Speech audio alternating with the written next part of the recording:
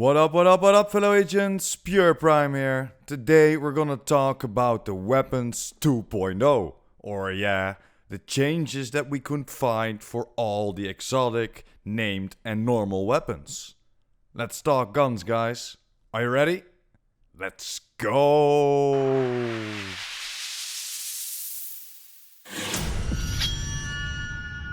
Over the past week I've been dropping in-depth content about all the gear, the mods, the talent changes that we can expect with the update Warlords of New York. And today it's a turn of the weapons. So what do we know? We can roll every weapon into our library to save the weapon.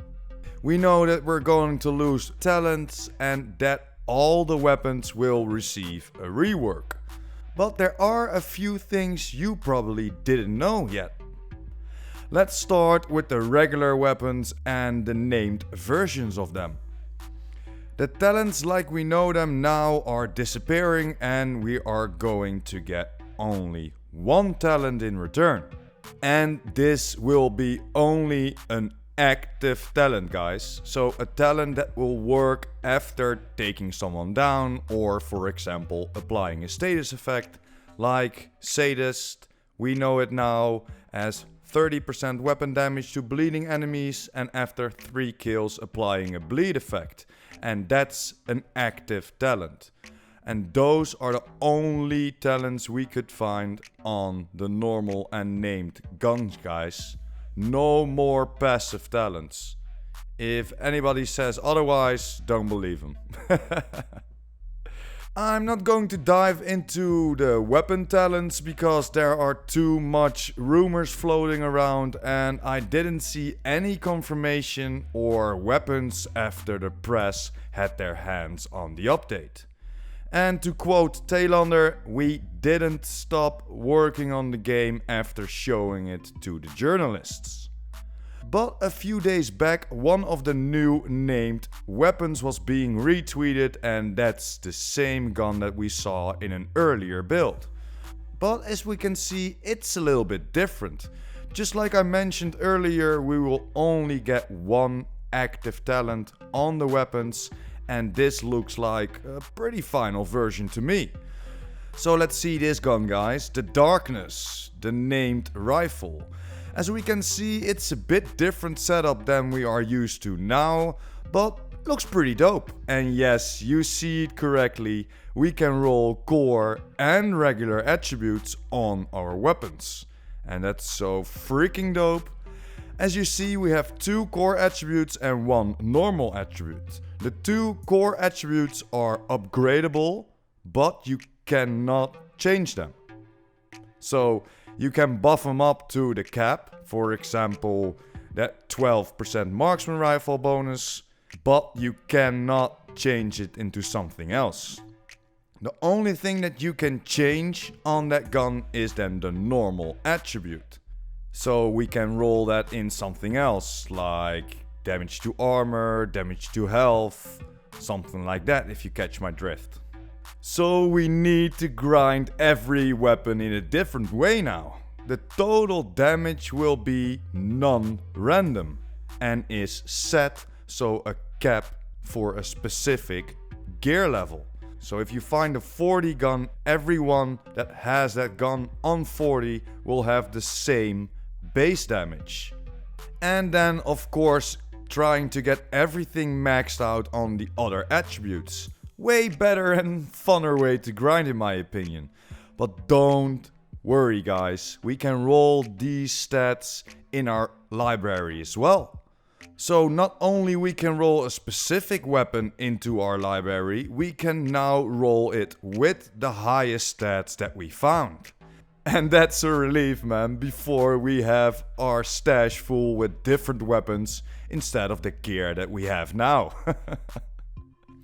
And then the damage ranges of the weapons, guys, and those need to change as well.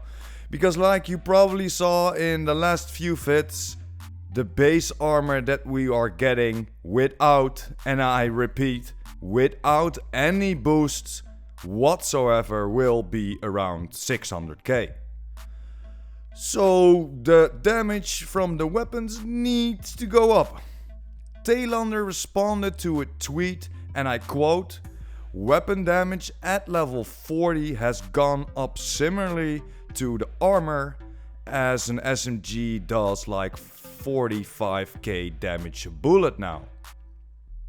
And that's very interesting. Almost all the responses that he gave are base values, so no gear boost or weapon boost. So what does this tell us, guys? If an SMG hits for around 45k, and let's say that's the cap damage, so the max roll, the max cap without any buffs whatsoever that we can have now is 15.7 for the hardest hitting SMG then is. So that's a little under 3 times the value that we can get now. And that's a huge step. But come to think about it, the gear that we have now without any boosts caps around 200k. And after the update, that caps around 600k. So that's 3 times as well. Interesting. Of course I could be totally wrong, but it sounds about right in my head. But still a big if. But if this is correct, then we can calculate the new weapon damage ranges.